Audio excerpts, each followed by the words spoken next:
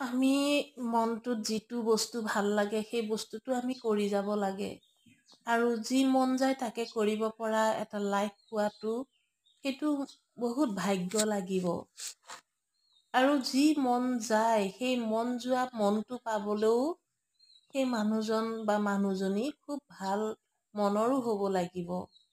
যি কিছুমান মানুহৰ মনত কথা খেলায় কিন্তু এনেকে খেলায় যে ক'ত যাম কি কৰিম কাৰ বদনাম গৈ ক'ত গাম। আৰু এনে কিছুমান মানুহ আছে যি নেকি ভাবে মই আজৰি সময়ত মই কৰিম কি, মোৰ দেখোন কৰিবলৈ একো নাই, মই এইকণতে এনেকুৱা এটা কাম কৰোঁ নেকি যাৰ পৰা ঘৰখনত দুপইচা আহিব আৰু মই চলিম।